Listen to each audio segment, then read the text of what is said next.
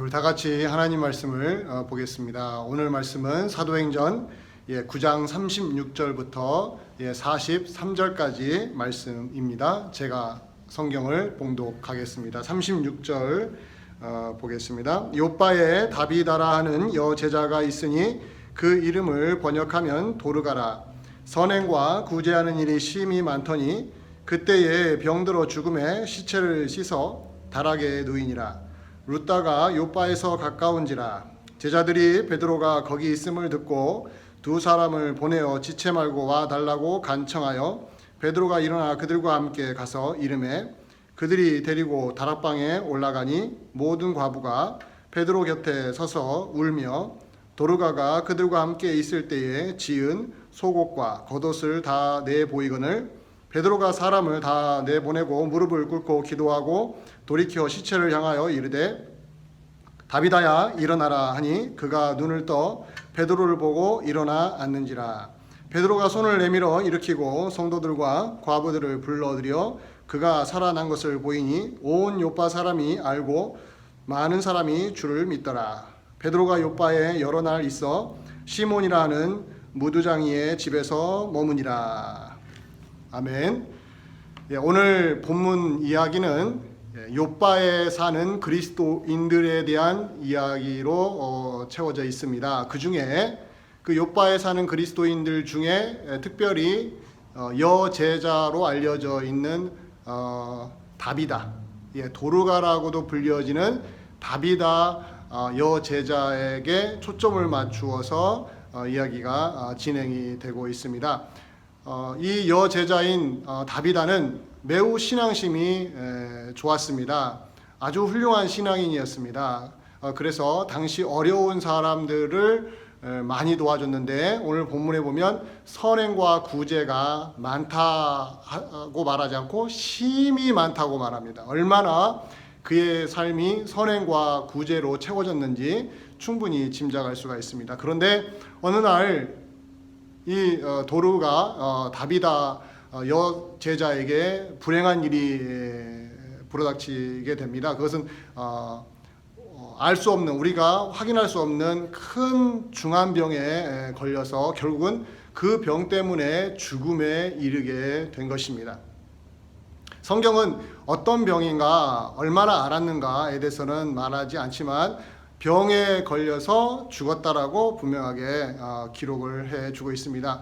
그로 인해서 요빠에 사는 성도들, 또 동료 제자들, 또 그의 도움을 받았던 사람들이 큰 충격을 받았습니다. 그 가운데서 동료 제자들이 요빠에서 그리 멀리 떨어지지 않은 룻다에 베드로가 있다는 소식을 듣고 가서 베드로가 오기를 간청해서 베드로 같이 옵니다.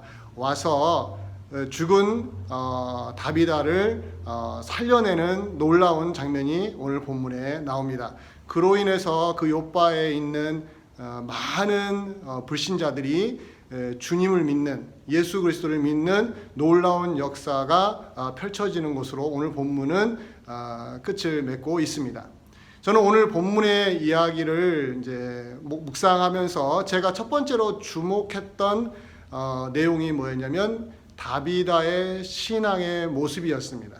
다비다의 신앙의 모습. 자, 다비다가 어떤 여성이었느냐? 여제자로 불려졌습니다. 여제자, 여자 제자죠. 그 당시 남자 제자들이 주축을 이루었고 가끔씩 여자 제자들이 길러졌는데 그 중에 이 다비다는 매우 특출난 신앙의 모습을 보였기 때문에 오늘 본문에 특별히 언급을 하고 있는 것 같습니다. 그 증거가 뭐냐면 이 여제자로 불려진 다비다가 보여줬던 신앙 때문에 그렇습니다. 제자로서의 어떤 그 삶이 매우 뛰어났다라는 거예요. 그것이 바로 선행과 구제가 심히 많았다는 것으로 오늘 본문에서 증거를 제시해 주고 있습니다. 자, 구제와 선행이 심히 많았던 다비다, 그리고 예수님의 제자로서의 삶의 모습, 그 내용들이 당시 많은 사람들에게 아주 깊은 영향, 너무 선한 영향력을 끼쳤다라는 거예요. 이 제자로서의 이 다비다의 삶을 저는 보면서 오늘날 우리도 예수님의 제자로 살아가는 사람들이고, 그리고 예수님의 제자다운 모습으로 어떻게 살아내는 것이 옳은 것인가를 고민하고 있는 오늘날 교회 입장으로 보더라도 이 다비다의 신앙의 모습은 귀감이 되기에 충분합니다. 제자로서의 모습이 삶으로 드러났기 때문에 더 귀한 거예요. 그것은 오늘날 우리의 그 제자됨, 제자 양육이라는 어떤 교육 프로그램이랄까요? 그 내용을 보면 거의 모든 내용들이 다 이론에 치우친 경향이 있습니다. 성경 공부를 통해서 제자를 양육하거나, 그다음에 교육 프로그램을 1년 동안 아니면 3년 동안 프로그램을 짜서 그 프로그램을 통과하면 제자가 된다거나, 이런 식으로 이론적인 접근을 너무 많이 하고 있는 것이 지금 오늘날 이 시대의 제자 양육의 특징이죠. 그런 면에서 봤을 때 이 다비다는 실천하는 신앙인으로서의 제자의 모습을 보여줬다는 거예요. 선행과 구제, 구제와 선행, 이것으로 그의 삶의 그 제자로서의 모습을 아주 뚜렷하게 보여 주었다라는 것이 아주 인상적입니다. 저는 이 본문을 이제 묵상을 하면서 우리가 어떠한 삶으로 제자됨을 나타내야 하느냐, 동일한 것 같아요. 다비다만 특출나게 선행과 구제를 심히 많이 한 사람으로만 여기지 말고, 제자가 된 사람들은 누구나 할 것 없이 예외 없이 이 선행과 구제에 실천하는 삶이 나타나야 한다라는 것, 그것은 변함없는 진리임을 우리가 명심해야 합니다. 자, 선행과 구제, 그렇다면 구체적으로 어떤 선행과 구제를 했느냐, 우리가 궁금한데 오늘 본문에 보면 그 힌트가 나오는데, 그 다비다가 보여줬던 선행의 내용이 39절에서 확인할 수가 있는데요. 베드로가 죽은 다비다를 찾아온 내용에서 우리가 확인할 수가 있는데, 39절 중반에 보면 모든 과부가 베드로 곁에 서서 울며 도르가가 그들과 함께 있을 때에 지은 속옷과 겉옷을 다 내보였다고 말합니다. 저는 이것이 바로 선행과 구제가 심히 많았던 다비다의 삶의 구체적인 증거였다는 거예요. 모든 과부들이라고 말합니다. 그의 도움을 받은 과부들이 한둘이 아니었다라는 내용이죠. 이분들이 다비다가 죽었을 때에 너무 애통해했고, 그 시체를 씻어서 다락방에다가 안치해놨습니다. 무덤에 묻기 전에. 베드로가 루다에서 오고 있는 그 시간까지 그 시체 옆에서 울고 있었다라는 거예요.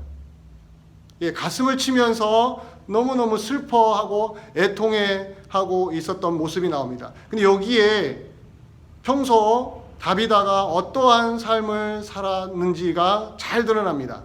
어떤 식으로 선행과 구제를 해냈는지를 우리는 충분히 예상할 수 있는 두 가지 특징으로 확인할 수가 있는데, 첫 번째는 그들과 함께 있었다라는 거예요. 오늘 보면 모든 과부가 옆에서 말을 했는데 뭐라고 했냐면, 도르가가 그들과 함께 있을 때에, 그 과부들이 베드로에게 했던 말이 도르가가 항상 우리와 함께 있었다라고 말합니다. 우리와 함께 있었다.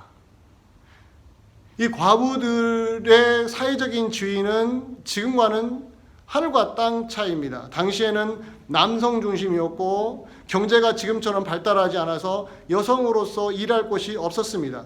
남편이 없으면, 또 자녀들이 어리면은 먹고 살 일이 막막했던 시대였습니다. 일하고 싶어도 일할 데가 없고요, 돈을 벌고 싶어도 벌 곳이 없었습니다. 얼마나 가난하고 힘들었던지, 물려받은 재산이 없으면 더 힘들고 고통스러운 세월을 보냈겠죠. 그런데 바로 그러한 어려운 사람, 정말 의지할 곳이 없는 그 과부들과 함께 있었던 도르가, 다비다의 모습이 잘 나타나 있습니다. 바로 이것입니다. 우리가 선행과 구제를 했을 때에 가장 중요한 출발점은 어려운 사람들과 함께 있어야 한다는 거예요. 오늘날 선행을 베푸는 사람들, 구제하는 사람들을 보면 어려운 사람들과 동떨어져 살면서 평소에는 그들에 대해서 별 관심이 없는데 어떤 특정한 목적 때문에 선행을 베푸는 경우가 있습니다. 정치인들이 보통 그렇게 행동하지 않습니까? 자기의 이미지를 좋게 하기 위해서 카메라로 이제 찍고 사진도 찍고 하면서 선행을 베풀죠. 근데 그들의 그 정치인들이 사는 곳은 어려운 사람들 곁이 아니었습니다. 평소에는 그들과 아무 상관없는 동떨어져 있는 자기들만의 부유한 삶을 살고 있다가 자기 이미지를 개선하기 위해서는 정치적인 목적으로 선행을 한 것이죠. 물론 안 하는 것보다는 하는 것이 낫죠. 그런데 우리 기독교인으로서 꼭 생각해야 될 것이 뭐냐면, 구제와 선행은 그 어려움을 당하고 있는 사람들 곁에 있었을 때에 제대로 실천이 된다는 겁니다. 이걸 꼭 명심하셔야 돼요. 어려운 사람들과 동떨어져서 우리가 살면 안 됩니다. 그들 곁에서 함께 있을 수 있어야 합니다. 이게 바로 첫 번째 특징이에요. 두 번째 특징은 오늘 본문에 보면 다비다가 모든 과부들의 옷을 지어줬다고 말합니다. 겉옷과 속옷을 지어줬다고 말해요. 자, 그런데 한 사람만을 위한 것이 아니라 많은 과부들을 위하여 옷을 지었다면 그들의 체형이 다 다르잖아요. 체형이 다르니까 옷의 크기도 다르죠. 근데 그걸 다 맞추어서 지어줬다는 거예요. 옷을 지어줬다는 거예요. 그렇다면 평소에 그 과부들과 얼마나 친밀하게 인간적인 관계를 형성했고 친밀한 관계를 형성했는지 충분히 알 수 있죠. 그래서 그들의 그 체형까지도 다 알고 거기에 맞춰서 옷을 지어줄 수 있었다라는 거예요. 이것이 바로 맞춤형 선행이라고 말할 수 있습니다. 맞춤형 선행. 그들의 필요를 채워주는 선행. 그들의 필요를 채워주는 구제였다라는 거예요. 이것이 바로 다비다가 보여줬던 선행과 구제의 아주 중요한 요소들이었습니다. 이것도 오늘날 우리가 예수님의 제자로 이 땅을 살아갈 때에도 저는 동일하게 적용이 된다고 확신합니다. 지금도 마찬가지입니다. 자, 오늘 본문을 통해서 좀 더 깊이 들어가 본다면, 이 다비다의 구제와 선행이 혼자만의 독창적인 아이디어가 아니었음을 우리는 사도행전을 통해서 확인해야 됩니다. 이것은 이미 예루살렘 교회에서 이미 실천했던 모습이었어요. 증거를 하나 여러분들에게 제시합니다. 사도행전 2장 44절과 45절에 분명하게 여러 부분이 나오는데 그 중에 한 부분만 여러분들에게 인용합니다. 그 본문을 보면 믿는 사람이 다 함께 있어, 다 함께 있다는 게 매우 중요합니다. 그 다음에 모든 물건을 서로 통용하고 또 재산과 소유를 팔아 각 사람의 필요를 따라 나눠주며. 여기서도 뭐가 나옵니까? 믿는 사람이 다 함께 있어. 그리고 필요를 따라. 다비다가 보여줬던 선행과 구제의 특징과 정확하게 일치하죠. 그렇다면 예루살렘 교회의 성도들이나 제자들이나 요바에 있는 그리스도인들 제자들이나 구제와 선행에 있어서는 일치하고 있는 면이 너무 확실하다는 거죠. 그렇다면 교회가 선행과 구제를 할 때에는 함께 있는 것이 매우 중요하며 어려운 사람들과 그들을 멀리하면 안 됩니다. 귀찮다고 멀리하면 안 됩니다. 부담된다고 멀리하면 안 됩니다. 그리고 필요를 따라서 채워줘야 되는 것이죠. 필요에 따라서 나눠졌다고 하잖아요. 그들의 필요를 알기 위해서는 가까이 다가가고 그들의 삶을 들여다볼 수 있어야 된다는 거죠.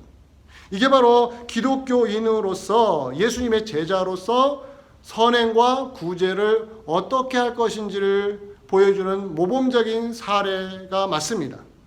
우리가 어떻게 구제하고 어떻게 선행할 것인가 여러 가지의 이론들이 있을 수 있지만 우리가 성경적인 이론을 확립한다면 바로 이거예요. 그들과 함께 있을 수 있느냐? 어려운 사람들과 함께 그들을 떠나지 않고 그들과 함께 울고 웃고 웃으며 지낼 수 있느냐? 그리고 그들의 필요에 민감하게 반응할 수 있느냐? 그리고 그 필요를 채워줄 수 있느냐? 그래 도르가인 다비다를 보세요. 무리하게 자기가 할 수 없는 영역으로 구제하고 선행하지 않았죠. 자기가 할 수 있는 선에서 하고 있어요. 예, 지어줬다, 옷을 지어줬다고 하잖아요. 그러니까 이 다비다는 아마 옷감을 잘 다룰 줄 아는, 옷을 지을 줄 아는 실력이 있었던가 봐요. 그래서 그것으로 선행을 베풀었던 것입니다.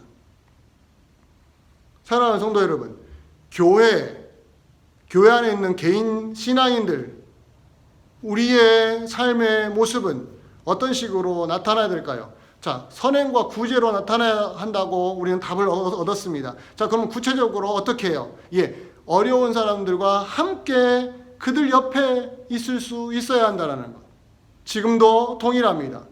그리고 그들의 필요를 민감하게 볼 수 있어야 되고 채워줄 수도 있어야 한다는 거예요. 그러나 우리가 할 수 있는 선에서 우리가 할 수 없는 일은 할 수 없는 거죠. 저는 이 다비다의 신앙의 모습, 그 제자로서 어떤 삶을 주었느냐가 상당히 인상적이었고 이것은 오늘날 우리 교회에도 귀감이 되는 너무 중요한 모습이었음을 확인을 했습니다. 자, 그런데 제자로서 이렇게 훌륭한 삶을 살았음에도 불구하고 다비다는 매우 연약한 사람이었습니다. 그 말은 오늘날 우리에게도 그대로 적용이 되죠. 우리가 아무리 신앙이 훌륭하고 주의 종으로서 대단한 일을 하고 병자들을 고치고 정말 구제와 선행이 너무너무 뛰어나서 사회적인 이목을 받는 사람일지라도 연약한 존재인 것은 동일합니다. 자, 다비다가 어떻게 연약함을 보여줬습니까? 예, 오늘 본문에 보면은 선행과 구제하는 일이 심히 많다고 했는데 37절에 보면 이렇게 나와요. 그때에 병들어 죽음의 시체를 씻어 다락에 누이니라. 바로 그 앞에는 선행과 구제하는 일이 심히 많았는데 37절에 보면 그때라고 그래요. 그때. 그렇게 선행과 구제를 많이 하고 제자로서의 삶의 모습을 모범적으로 살아내고 있었던 그때에 병들어 죽게 되었다는 거예요. 실제적으로 죽음을 맞이하게 되었습니다. 그래서 시체를 씻어 다락방에다가 누였다고 하잖아요. 저는 여기에서 연약함을 봤어요. 우리의 신앙이 대단해도 우리는 인간으로서 매우 연약한 존재일 수밖에 없다. 어떠한 연약함인가요? 구제와 선행을 할 수 없다는 연약함인가요? 그런 뜻이 아니죠. 예, 구제와 선행은 우리의 연약함과는 상관이 없습니다. 여기서 연약함은 무엇입니까? 예, 사람으로서, 인간으로서, 즉 질병과 죽음 앞에서는 너무도 연약한 존재라는 거예요. 우리가 대단한 신앙을 갖고 있고 기도를 훌륭하게 해내고 수많은 착한 일들을 해내도 질병을 피해갈 수가 없습니다. 우리가 그렇게 주님을 위해서 열심히 살았는데 오던 질병도 도망가야 되지 않겠어요? 그런데 그렇지 않아요. 예, 우리의 몸은 연약한 존재입니다. 그래서 오늘 다비다도 그렇게 좋은 일들을 많이 했음에도 불구하고 그때에 병들어 죽었잖아요. 어떤 병인지 모르지만 죽음에 이르는 병을 앓았던 거지요. 너무 심각한 질병을 앓았던 상황이었습니다. 질병과 죽음을 피할 수 없는 우리의 이 연약함, 우리에게 무엇을 가르쳐 줄까요? 주를 위해 사는 것이 허무한 것을 가르쳐 줄까요? 주를 위해서 열심히 살아도 질병을 막을 수 없고 우리 몸에 큰 병이 생겨도 그것을 해결할 수 없고 그러니까 주님을 위해서 사는 것이 무의미하다라고 가야 될까요? 아니죠. 우리가 주를 위하여 최선을 다하고 목숨을 다하여 살아도 사람이기 때문에 인간적인 연약함을 갖고 있는, 즉 질병 앞에서 무너지게 되고 병마가 찾아오면은 저항할 힘이 없는 거지요. 결국에는 그로 인해서 우리는 언제든지 죽음을 맞이할 수 있는 존재. 즉 우리가 아무리 대단한 공로를 세우고 업적을 쌓는다 할지라도 그것은 질병과 죽음 앞에서 아무것도 아니라는 인식을 우리가 가질 필요가 있다는 거예요. 그래서 우리가 제자로서 삶을 사는 것이 무의미하다는 것이 아니라 그렇게 살았어도 우리는 사람이다라는 거예요. 무엇을 뜻하는 겁니까? 주님을 의지하는 훈련을 쌓는 거지요. 질병이 와도 우리는 주를 의지해야 하는 사람인 것. 또 주를 위하여 목숨을 바치고 사람들이 칭찬할 정도로 대단한 선행과 구제를 하더라도 우리는 주님을 의지하면서 사는 존재로, 특별히 질병이 오고 몸이 약해지고 정신력이 흐릿해지고 그랬을 때에는 더욱더 주님을 의지하는 겸손함을 우리는 가질 수 있어야 합니다.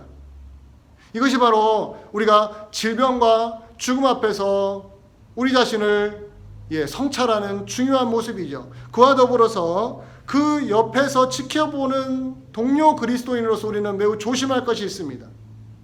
저렇게 훌륭한 사람이 저렇게 주를 위하여 자기의 재산도, 자기의 물질도, 자기의 시간도 아끼지 않고 쓰는 저 사람이 어느 날 갑자기 큰 병에, 중한 병에 걸렸고 결국은 죽음을 피해가지 못한 것을 보았을 때 옆에 있는 동료 그리스도인으로서 우리는 매우 조심해야 됩니다. 어떤 조심일까요?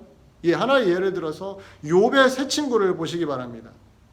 욥의 세 친구. 욥이 얼마나 대단한 신앙을 가졌습니까? 그 당시 그 지역에서 욥의 신앙을 뛰어넘을 만한 사람이 없었고 하나님까지도 욥의 신앙을 칭찬하지 않았습니까? 그런데 그 집안이 폭삭 주저앉지 않습니까? 자녀들이 다 죽지 않습니까? 그리고 자기 몸은 욕창으로 인해서 썩어 들어가고 있지 않았습니까? 자, 이것을 멀리 사는 세 친구가 듣고는 위로하기 위해서 왔습니다. 그리고 7일 동안 아무 말도 못하고 함께 있었던 것은 매우 좋은 자세였어요. 근데 그 다음이 문제였어요.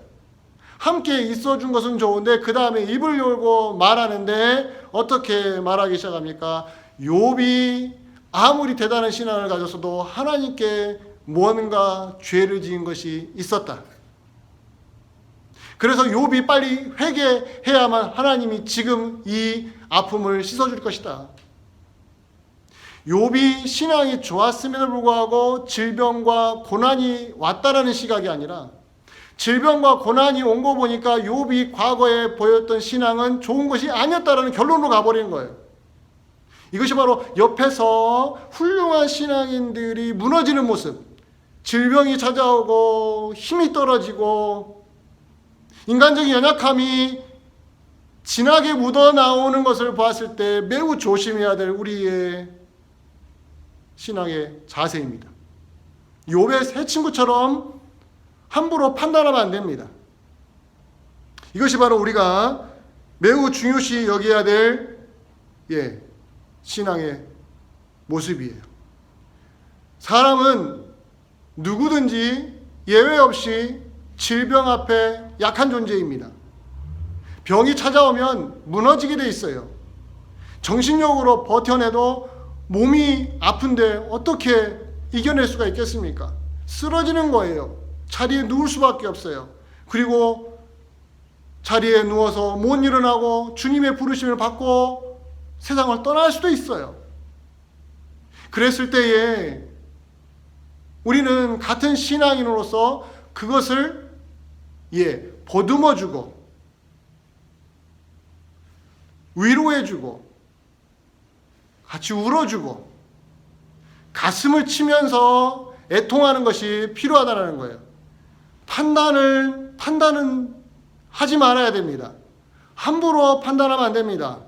신앙이 좋으냐 안 좋으냐 결과를 가지고 원인을 따지면 안 됩니다. 이렇게 병이 생기는 거 보니까 하나님이 징계하신 것처럼 그의 신앙의 과거에 좋았던 신앙이 다 허무해진 것처럼 그렇게 판단하면 매우 위험합니다. 우리는 좀 더 그 인간적인 약점을 우리의 약점으로 생각하고, 나도 저렇게 병에 걸리면 쓰러질 수밖에 없다라는 그러한 기본적인 상식적인 선에서 접근하면서 함께 울어주고 웃어줄 수 있어야 한다는 거죠. 그게 바로 인간적인 연약함을 가지고 있는 우리 교회 공동체가 나타내야 될 신앙의 아주 중요한 모습이어야 됩니다. 자, 그랬을 때에 제자로서 훌륭하게 살았던 다비다. 그러나 중한 병에 걸려서 죽음에 이를 수밖에 없던 인간적인 연약함을 가지고 있던 다비다. 그리고 그 옆에서 그 다비다를 보면서 애통해했던, 그의 도움을 받았던 모든 과부들과 동료 제자들과 성도들, 그들이 함께 한 마음으로, 비록 다비다는 죽었지만 그 옆에서 함께 울어주고 있는 그 모습 속에서 하나님의 위로가 찾아오는 것을 우리는 본문을 통해서 확인해야 됩니다. 어떻게 찾아왔습니까? 베드로가 루다에서 급히 올라와서 욥바로 와서 다락에 누워 있는 시체로 있는 다비다, 그 다비다를, 그 죽은 다비다를 가 있는 다락으로 가서 어떻게 해요? 그 주변에 있는 모든 동료 그리스도인들과 모든 과부들을 다 나가라고 하고 거기에서 하나님 앞에 기도하지 않습니까? 기도하는 가운데 확신이 들어서 다비다 일어나라 하니까 진짜 일어나지 않았습니까? 베드로의 능력인가요? 아니에요. 베드로는 아무것도 아니에요. 하나님이 그 다비다를 다시 살려주신 거예요. 근데 그 다음이 중요합니다. 그 다음에 어떻게 나오냐면, 자, 41절을 보면 베드로가 손을 내밀어 일으키고 성도들과 과부들을 불러들여 그가 살아난 것을 보여주고 있습니다. 살려내는 그 순간에는 다 밖에 나가게 있는데 살려낸 다음에 다 불러드립니다. 그래서 동료 성도들이에요. 같이 신앙생활했던 성도들과 모든 과부들을 불러들여서 그가 살아난 것을 보여준다는 거예요. 어떤 의미일까요? 베드로가 내 능력이 얼마나 대단한 걸 봐라, 이거 자기를 자랑했을까요? 사람들로 하여금 베드로를 숭상하게 만들었을까요? 역시 주의 종은 달라, 위대한 선지자는 달라. 그 베드로의 위상을 올려주기 위해서 이렇게 한 게 아니에요. 이것은 뭐냐면 하나님이 베드로를 사용하셔서 다비다를 살려내므로 그 옆에서 그 죽음을 애석해하고 함께 울었던 동료 성도들과 그의 도움을 받던 모든 과부들의 마음을 위로해 주시는 하나님의 손길이 있었다라는 겁니다. 우리가 이걸 봐야 됩니다. 여러분, 하나님의 위로는 베드로처럼 죽은 자를 살려내는 것으로 나타난다고 생각하면 안 됩니다. 베드로가 모든 죽은 사람을 살려냈나요? 아니요. 하나님이 역사 안 하시면 베드로는 아무것도 아니었다니까요. 근데 이 순간에는 하나님이 욥바에 있는 그리스도인들을 위로하고 싶으셔서 베드로에게 허락해 주신 거예요. 그래서 다비다를 살려내도록 우리 하나님이 역사하신 거지요. 그로 인해서 그 당시에 동료 성도들과 같이 신앙생활했던 동료 그리스도인들과 그 모든 과부들의 마음에 찾아오는 하나님의 그 세밀한 위로하심, 그 위로를 우리 보고 보라는 것입니다. 하나님은 연약한 자와 어려운 사람들과 함께 있는 교회를 위로하십니다. 어려운 사람들과 함께 있는 개인 그리스도인들을 위로하십니다. 이것을 우리 교회가, 우리 신앙인들이 확신을 갖고 내다봐야 됩니다. 우리가 도와주는 것 같은데, 우리의 물질로 도와주는 것 같은데, 우리의 힘으로 도와주는 것 같은데 하나님이 위로하시는 것을 우리는 놓치지 말아야 합니다. 선행과 구제를 하고 있는 나의 능력이나 교회에 어떤 특정한 능력 있는 사람들, 그들이 있어서 위로가 아니라 죽음 앞에서 아무것도 할 수 없는 우리 무기력하고 연약한 우리들, 근데 함께 울어줄 때, 그 자리에 함께 있었을 때 하나님이 교회를, 각각의 그리스도인들을 위로하신다라는 거예요. 이것이 바로 하나님이 역사하시는 정말로 신묘막측한, 우리 하나님만이 하실 수 있는 위로의 사역인 것입니다. 이것은 사람이 모방할 수가 없어요. 목사가 이것을 함부로 모방할 수가 없어요. 우리는 같은 인간으로 연약한 존재이기 때문에 우리는 해낼 수가 없어요. 그런데 하나님이 그렇게 위로하심을 우리는 기억을 꼭 해야 합니다. 말씀을 마치기를 원합니다.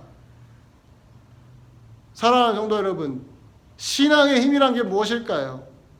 신앙의 힘은 우리가 선행과 구제를 할 수 있는 제자로서의 삶을 살도록 만들어주는데 사용될 수 있습니다. 그게 신앙의 힘입니다. 그러나 신앙의 힘은 우리가 인간적인 연약함을 갖고 있을 때에도 발휘가 됩니다. 신앙의 힘으로 우리의 연약함을 충분히 이겨낼 수 있도록 그 신앙은 우리에게 강력하게 작동이 되고 있습니다. 그랬을 때 그 신앙의 힘으로 이겨내고 있는 교회와 개인들을 하나님이 놀라운 방식으로 위로하십니다. 이것이 바로 오늘날 교회가 품고 있어야 될 비전이며 우리의 신앙생활이 어떻게 나타나야 되는지를 보여주는 것이며, 우리가 물질의 힘으로, 내 개인의 능력의 힘으로가 아니라 주님을 믿는 신앙의 힘으로 이 땅을 살아가야 됨을 다시 한번 깨우쳐 주고 있습니다. 오늘도, 이번 한 주간에도 신앙의 힘으로 주의 영광을 나타내시는 삶을 사시기를 주의 이름으로 간절히 축원드립니다. 기도하겠습니다. 고마우신 아버지 하나님, 연약한 우리들이 부르심을 받아서 예수님의 제자로서 살아가려고 몸부림을 칩니다. 그러나 우리는 연약하기 때문에 질병이 찾아오면 무너집니다. 정신력이 쇠약해집니다. 그러나 그 가운데서 우리는 신앙의 힘으로 이겨낼 수 있습니다. 그랬을 때 하나님이 우리를 새롭게 하시고 위로하실 줄로 믿습니다. 이 믿음을 우리가 매일매일 살아가는 데 사용할 수 있도록 도와주시옵소서. 예수님의 이름으로 기도하옵나이다. 아멘.